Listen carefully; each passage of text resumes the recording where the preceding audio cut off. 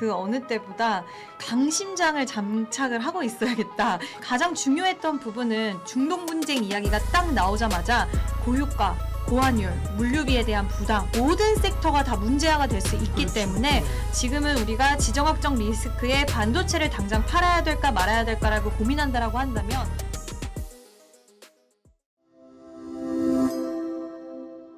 안녕하십니까. 예민수의 경제 토크 시작합니다. 오늘은 이지스탁 이지은 대표님 모셨습니다. 어서 오십시오. 안녕하세요. 이지하게 쉽게 투자를 하는 방법을 알려주십시오. 투자가 너무 어지럽고 국내 주식시장 변동성이 너무 커서 정말 정신이 없습니다. 사실 뭐 이지하게 주식할 수 있는 방법이 있으면 너무나도 좋겠지만 요즘 국내 증시를 보면 그 어느 때보다 이 강심장을 장착을 하고 있어야겠다.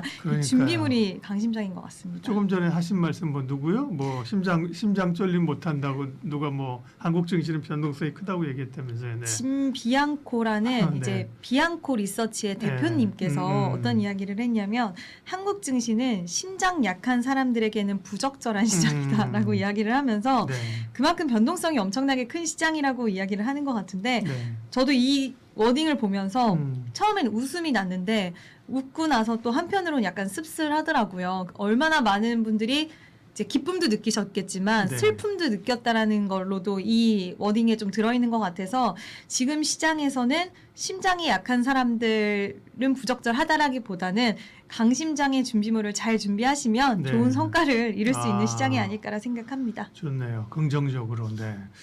시장은 굉장히 변동성이 있지만 긍정적인 요인들이 훨씬 많아요. 그리고 이제 투자의 속성이 이런 그 변동성을 가지고 있는 거거든요. 불안정성을 가지고 그게 주식시장이 왜 이러지가 아니라 원래 그런 거예요. 이거를 이해하고 이제 대응을 할 필요가 있는 거고요. 각설 그만하고 이제 반도체 얘기. 어쨌든 핵심에 반도체가 있다 그죠? 반도체가 버텨주고 지금까지 장을 끌었고 다만 밀릴 때 너무 이제 반도체도 크게 밀려서 그런 건데 올라오니까 역시 반도체가 올라오는 거죠. 그죠? 반도체에 대해서 좋은 업황이나 이익 전망치나 사실은 하루 이틀 사이에 달라진 건 없는 거잖아요. 이틀 동안 정말 증시는 많이 빠지긴 했지만 뭐 20% 이상의 하락이 나오긴 했지만 그럼에도 불구하고 펀더멘털이 훼손되는 이슈는 단 한 가지도 없었다라는 점이 포인트가 아닐까라고 생각이 듭니다. 물론 지금 지정학적 리스크에 따라서 이제 중동 분쟁이 만약에 확전으로 가거나 장기적으로 가게 됐을 때는 여러 가지 리스크적인 측면들을 고려하지 않을 수는 없었는데 이거는 비단 반도체만의 문제는 아닙니다. 사실 지정학적 리스크가 장기적으로 불거지면 반도체 산업만 타격을 입는 게 아니라 모든 산업이 다 타격을 입을 수밖에 없기 때문에 그 부분에 있어서는 이제 확전 그리고 장기화가 되지 않기를 좀 기대하면서 바라봐야 되는 부분이고요.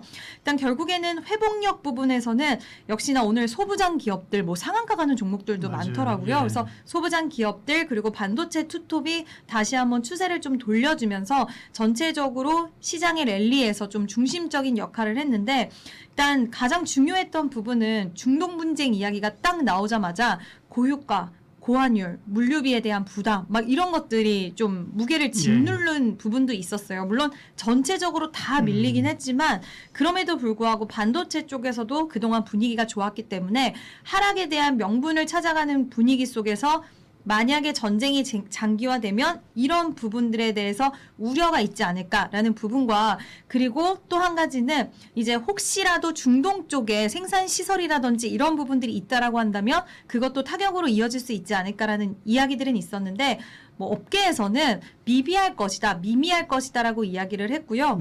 뭐 걱정은 되실 수는 있으셨겠지만 그럼에도 불구하고 시장은 이런 우려보다는 반도체 업황의 앞으로의 성장에 대해서 초점을 좀 더 맞추지 않았나라고 생각을 합니다. 그러게요.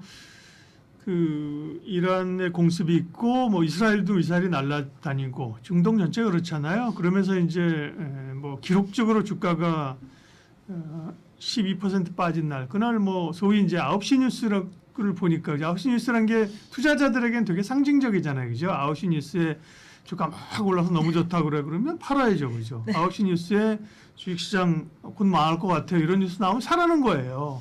근데 그날 뉴스 보니까 이스라엘에도 반도체 검사 장비라든지 이런 공장들이 있어서 차질이 있을 수 있고 일부 또 가스의 부산물로 나오는 이 반도체, 이 가스 이런 거 영향이 있을 수 있다고는 일부 좀 나오더라고요. 그럼에도 불구하고 사실은 장기적으로 가면 몰라도 단기적으로 그렇다고 우리가 뭐 반도체로 실컷 흐름무쇠 지나가는 것도 아니고 네. 그죠? 그런 점에서는 큰 영향은 이제 적을 거라는 말씀이신 거고, 네. 그 지역적으로는 그렇고 여타 또 반도체 이제 말씀하신 것처럼 유가나 이런 물류비를 제외하고 또 이런 사태가 반도체 업계에 미칠 수 있는 또 다른 영향은 어떤 게 있을까요? 네, 일단 반도체는 항공 운송 쪽이 집중이 되어 있다라는 네. 부분도 하나의 체크 포인트인데 그렇게 되면 이제 유가와 이제 환율 쪽에서 좀 부담은 있을 수는 있는데 네. 고환율은 결국 우리나라 이번에도 수출에서는 랠리를 해준 건 반도체인데 환율에 대한 이런 상승 효과를 받아갈 수 있다라는 부분과 그리고 반도체는 지금 선구매 계약이 많이 이루어지고 있잖아요. 그렇죠. 이미 가격과 물량에 대해서 정해놓은 부분들이 있기 때문에 이게 여러 가지 리스크적인 요인들도 좀 피해갈 수 있다라는 것과 그래서 방금 말씀드린 것처럼 이제 뭐 유가에 대한 상승 그리고 이 부분에 대한 이제 항공에 대한 운송비가 좀 부담될 수는 있겠지만 이게 상쇄될 수 있는 요인들도 충분히 시장에서는 있다라고 보고 있고요. 지금 중동 쪽에 법인이 있기는 하지만 그 법인들은 모바일이라든지 이쪽으로 좀 판매 약간 이런 세일즈하는 쪽에 법인들만 가지고 있는 상황이어서 생산 시설에는 그렇게 큰 타격은 없을 거다라고 좀 보시는 게 맞을 것 같습니다. 근데 이제 AI 관련돼서 요즘은 아니고요. 이제 이야기 나온 지 좀 몇 달 됐는데 엔비디아와 UAE 쪽 그러니까 사우디 쪽에서 네. 지금 뭐 칩 구매 계약이라든지 AI 인프라 확장하려는 움직임이 중동 쪽에서도 적극적으로 나왔었고 그렇죠. 그래서 네. 그쪽에서 뭐 이 엔비디아 칩 사간다고 하면서 그때 엔비디아 주가 막 오르고 그랬었잖아요. 네. 예. 그래서 그게 어쨌든 주가를 좀 끌어올려줬던 요인 중에 하나였는데 그런 부분들이 혹시라도 좀 늦어지지 않을까라는 우려도 시장에서는 불거질 수 있다. 장기화될 네. 시에는 이야기가 나왔지만 그 역시 선구매에 대한 부분들이라든지 그러니까 크게 우려할 부분들은 없다라고 시장에서는 해석이 나오고 있어서 여러 가지 문제와 리스크적으로 작용될 수 있는 부분에 있어서는 시장은 그렇게 크게 생각하고 있는 것 같지는 않습니다. 그리고 앞서서 말씀드린 것처럼 오히려 강달러 기조는 우호적인 수출주에는 우호적인 환경들이 만들어질 수 있다라는 점과 장기화되면 반도체만 나빠서 반도체만 공격을 받는 게 아니라 모든 섹터가 다 문제화가 될 수 있기 그렇죠. 때문에 네. 지금은 우리가 지정학적 리스크에 반도체를 당장 팔아야 될까 말아야 될까라고 고민한다라고 한다면 펀더멘털에 대한 훼손은 전혀 없고 오히려 좋은 이슈들이 하루 이틀 우리가 쉬어가는 동안에도 풍부하게 나왔기 때문에 그 부분은 제가 뒤에서 좀 더 자세히 설명은 드리겠지만 그 부분에 있어서 본래 본업에 대한 가치와 그 성장성에 초점을 좀 더 맞추는 게 맞지 않을까라고 이제 전쟁에 대한 리스크 오늘 불거지고 있지는 않지만 네. 그럼에도 불구하고 체크는 해봐야 될 것 같아서 말씀을 드렸습니다. 그렇죠. 영향이 뭐 1도 없다라고 얘기할 수 없으나 그렇죠. 예, 따지고 보면 우리가 이제 반도체 수출이 아무래도 뭐 북미 그렇죠. 그다음에 뭐 아시아, 유럽 이런 기지로 많이 갈 거잖아요. 그죠? 중동 쪽으로의 어떤 물류가 기지는 아니고요. 저도 그런 생각했어요. 만약에 이게 전쟁으로 인해서 오히려 이제 물류나 이런 게 더 어려워지고 이러면 사실은 반도체에 대한 수요가 있기 때문에 또 손 먼저 사려는 수요도 있고 반도체 가격이 오히려 더 오를 수도 있다. 그죠? 이런 생각 저도 했는데 오늘 아침에 리포트해 보니까 그런 얘기들도 좀 살짝 나왔더라고요. 네. 뭐 여러 정황들을 보면 어쨌든 뭐 그런 것도 있었습니다. 이제 그 이란이 중동에 뭐 이 데이터 센터 이런 데를 그죠? 드론으로 하고 그러면서 이제 데이터 센터 이런 거에 대한 우려가 있다는 것도 얘기가 나왔는데, 네.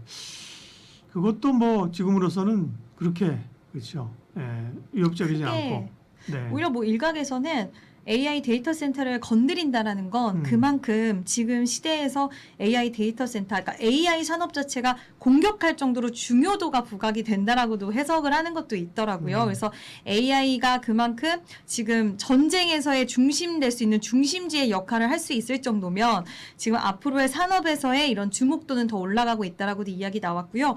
또 지금 현대전 같은 경우에는 미사일 유도 시스템이라던가 뭐 드론 이런 이야기도 많이 나오잖아요. 그런 수요가 이제 앞으로 디지털 체계화가 가속화될 수밖에 없는데 요즘 공격이 지상전보다는 그런 식으로 많이 그렇죠. 이루어지다 예. 보니까 그러면 새로운 반도체 수요가 또 열릴 수 있다라고도 판단할 수 있어서 뭐 전쟁에서 기회를 찾는다는 게 상당히 좀 안타까운 부분이기도 하지만 기술적인 부분들이 새롭게 열리는 과정 속에서 반도체 수요는 더욱더 늘어날 수도 있다라고 시장에서는 보고 있는 것 같습니다.